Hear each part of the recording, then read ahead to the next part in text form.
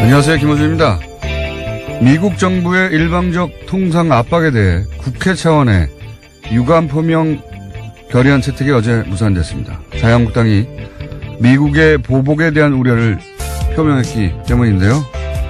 저는 이게 도무지 이해가 가지 않습니다. 트럼프 행정부는 이미 보복 관세를 이야기했고 세이프카드는 발동을 했고 철광 관세는 고관세는 예고를 한 데 이어서 애초 자신들이 부담하겠다고 했던 사드 포대 비용, 운용 비용, 전략자산 파견 비용은 방위비 증액 역시 일방적으로 증액을 압박하고 있습니다. GM의 군산 공장 폐쇄에 대해 트럼프는 내가 대통령이 되지 않았으면 이런 소식 듣지 못했을 거라며 자랑하고 있죠. 한미동맹은 미국을 주저하게 만드는 우리 안전판이 되는 게 아니라 오히려 이렇게 일방적으로 압박해도 쟤네들은 꼼짝 못하겠지 하는 미국의 볼모가 되어 있습니다. 그리고 상대는 이미 한미동맹에 대한 존중 따위 안중에도 없고 대놓고 무역에서 동맹 아니라고 말하고 있는데 거기에 우리도 보복 대응을 하자 이것도 아니고 우려와 유감을 표명하자는 것도 그것조차 못하고 있는 겁니다. 이유 없이 뺨을 맞아도 화를 내기는커녕 미국이니까 또 때릴지 모르니까 그냥 가만히 있자. 이게 보수의 가치인가요? 그런 보수는 필요 없다. 김원준 생각이었습니다. 네. 김은지입니다. 이럴 때 극명하게 드러나는 것 같아요. 네. 우리 보수라고 하는 뭐 다 똑같진 않겠지만 정치 세력이 이런 사태 그동안 이제 한미동맹 이 말로 다 통했는데 그 말 하나로 안 통하는 사태가 온 거예요, 지금. 왜냐하면 상대방이 한미동맹 이를 말하는 게 아니라 동맹 아니다라고 말할 때, 예? 이럴 때 뭘 어떻게 해야 될지 모르는 거예요, 지금 전혀. 그러면서 이제 그냥 이건 내부 총질을 하는 걸로 해결하고 있거든요. 그 친북 정권이라서 미국이 저렇게 나온다든가. 친북 정권하고 무슨 상관이 있어요, 이게. 이게 말이 안 되는 게 뉴스공장에서도 한 3, 4주 전쯤에 저희 다뤘지만 한국산 세탁기 세이프가드 여기서부터 막 뉴스가 나오기 시작한 건데 이거 미국 월풀사가 이명박 정부 때 제소한 겁니다. 그래서 우리는 또 WTO 제소하고 그래서 우리가 이겼어요. 네. 그리고 나서 월풀이 다시 박근혜 정부 때 세이프가드 신청해서 트럼프 정부가 이번에 먹인 거거든요. 이거 다 이 친북 정권이라서 그랬다면 이명박 박근혜 정부도 다 친북 정권이라서 미국이 이런 거예요. 말이 안 되는 거예요. 이런 게 다. 보수 집권할 때 다 시작된 겁니다. 철강도 마찬가지고. 근데 이제 트럼프는 지금 중간선거 때문에 더 밀어붙이는 거잖아요. 어제 저희가 다뤘지만. 네, 내년 11월, 올해 11월에 있습니다. 우리가 무슨 외교를 안 해서 그런 게 아니고 우리가 외교를 어떻게 트럼프 탄핵을 막거나 트럼프 제소를 시킬 수가 있어요. 우리하고 상관없는 거예요. 이건 미국 사정이지.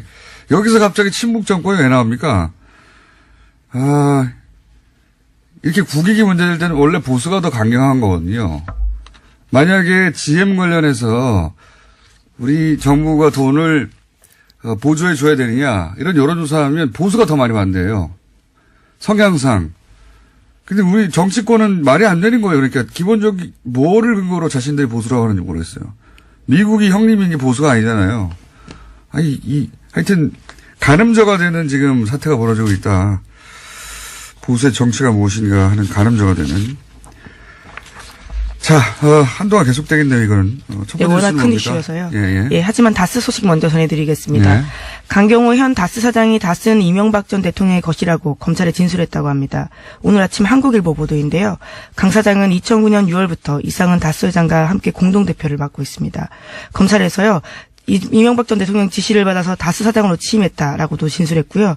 또 다스 사장 취임 이후에도 칠권이 전혀 없었고 인사 등 주요 사항은 이시영 씨가 지고 있었다라고 합니다. 죄송합니다.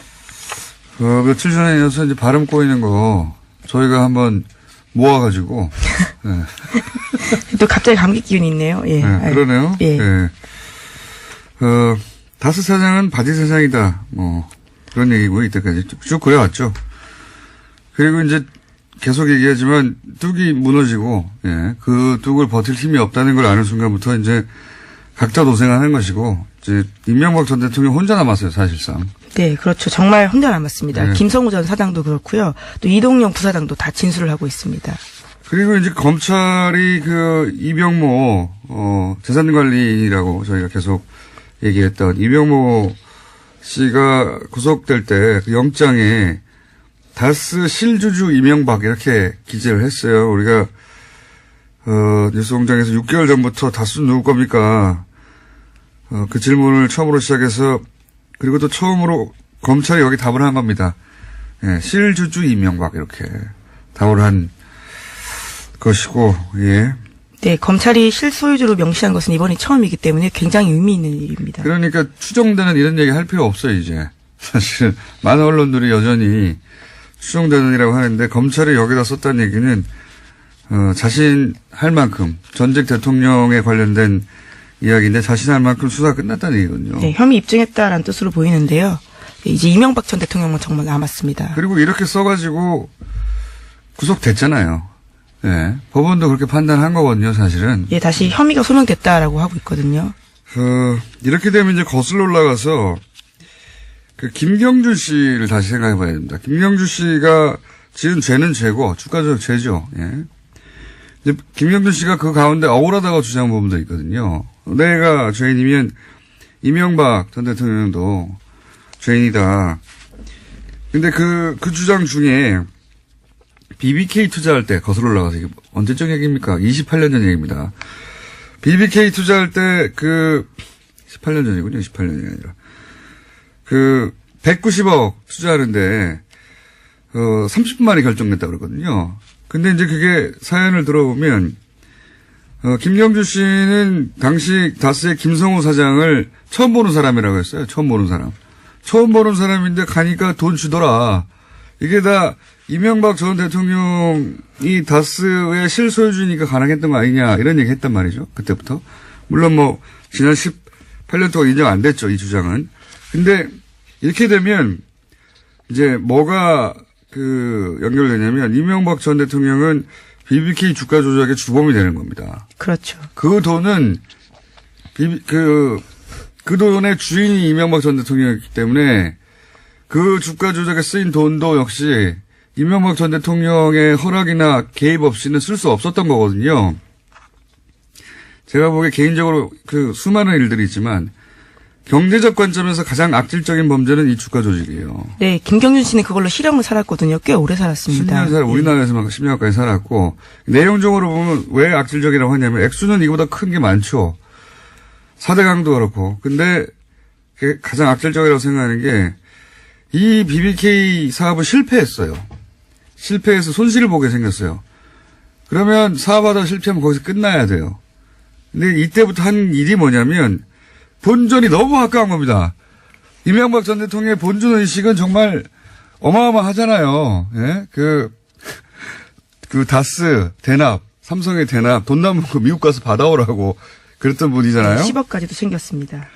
챙기려고 했죠. 네. 네. 자기 돈이 아닌데, 준 건데, 남았는데, 그냥 그쪽에서 남아서 준 거면 받죠.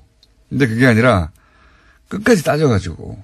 어쨌든, 본전 의식이 어마어마한데, 이때 발동이 돼요. 주가 조작을 해서 본전만 찾은 게 아니라, 이때 돈을 벌려고 합니다, 돈을. 자기가 사업에 실패를 했어요. 그러면, 내가 실패했구나. 하고 손실을 보는 게 정상인데 여기서 이제 주가 조작에서 본전을 찾을 생각을 하는 정도가 아니라 돈을 남기려고 한 겁니다. 아예. 이거 상상이 사기를 이런 마인드는 상상하기 힘든 거거든요. 그렇게 해서 1000명한테 1000억 원 손해를 입히고 그런데 나중에 아마도 둘 사이에 분쟁이 생겨서 140억을 못 돌려받아서 여기까지 온 거거든요. 그때 욕심 때문에. 다 본인 욕심 때문이에요. 누구 탓할 사람이 없습니다. 대통령이어서 맡고 있었던 거고요. 예. 자, 다음 순요. 네, 이명박 정권 말에 당시 청와대가요, 이명박 전 대통령의 퇴임 시 계획을 문서로 만들었습니다. PPP라는 청와대 문건인데요. 이 내용을 검찰이 압수수색했습니다. 여기에도요, 다스 상속 문제가 쓰여 있다라고 합니다. 당연하죠. 예. 삼성의 승계 문제. 하고 똑같은 고민을 하는 거죠, 여기서. 예. 상속과 승계를 어떻게 해야 할 것인가. 예. 삼성의 고민하고 똑같은 거 아닙니까? 예, 청와대를 아예 사유화했다라고 볼 수밖에 없는데요. 근데 다스 이제 문제 대놓고서. 그렇죠. 예. 예. 이건 뭐 뉴스공장에서 줄기차게 주장해왔던 청와대가 이 상속 문제에 직접 개입했다 하는 걸 입증하는 문건이 또 나온 거죠. 예. 자, 다음 수는요? 예, 또 다른 문건 내용이 있습니다. 이병모 청계재단 사무재단의 구속영장에 쓰인 혐의인데요. 이 사무국장이 불법으로 보관하던 청와대 문건이 발각됐다라고 합니다. 대통령 기록물법 관리법 위반 혐의인데요. 이명박 대통령 재임 시절에 청와대 국가위기관리센터와 국정원 또 민정수석실에서 생산한 문건이요. 영포빌딩 지하 2층에서 나왔다라고 합니다. 이거 참 궁금하네요. 3월 13일자가 뭐길래. 네, 2010년 3월 13일입니다. 그러니까 2010년 3월 13일자가 뭐길래 그 문서들을 당시에 부속실 행정관이 별도로 건넸을까요? 네, 퇴임경에 줬다라는 건데요. 그 당시가 바로 직후에 천안함 사건이 있었고요. 또 지방선거가 6월 달에 있었습니다. 참 이상한 일이네요. 저는 이제 뭐 여기 예를 들어서 대통령 기록물 관리법 위반 뭐 이런 거 말고 왜 하필 그때 문서를 빼갔을까 궁금합니다. 내용이 궁금한데 이게 이제 1급 혹은 2급 하여튼 안보 기밀일 테니까 내용은 안 나올 것 같은데 굉장히 궁금하네요. 굳이 이걸 빼간 이유가. 뭔가 나중에라도 챙길 것이 있으니까 그 수많은 문서 중에 이걸 가져갔을 거 아닙니까? 예. 그렇죠. 또 대통령 기록물 관리법 위반 혐의도요. 굉장히 좀 존재 위반적이라고 볼 수 있는데요. 이명박 정부 시절에 노무현 정부 때 당시에 그러니까요. 그걸로 고발을 한 적이 있거든요. 국가기록원이요. 다 청와대 주도였다라고 합니다. 근데 왜 그건 다 알겠는데 뭐였을까요, 내용이? 그게 궁금합니다. 자, 앞으로 나올래나? 자, 다음 뉴스는요. 네, 마크 펜스 미국 부통령이 북한 대표단을 만날 예정이었지만 북한이 취소해서 불발됐다라는 보도가 나왔습니다. 워싱턴 포스트가 현지 시각으로 20일에 실은 기사 내용인데요. 평창 동계올림픽 개막식 참석차 방한 중이었던 펜스 부통령이 청와대에서 김여정 등을 만나기로 했지만 회동 2시간 전에 북한 쪽에서 취소했다라고 합니다.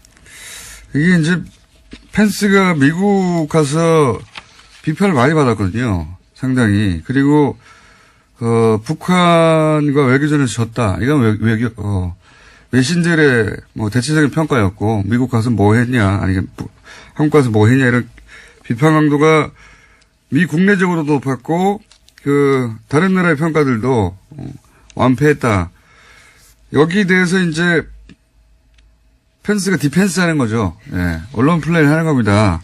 언론 그렇죠. 플레이를 워싱턴 해서. 포스트에 사실상 내용을 알려준 건데요. 자기가 가서 직접 얘기한 거 이랬다고. 근데 이게 이런 거 공개 안 하는 거거든요, 원래.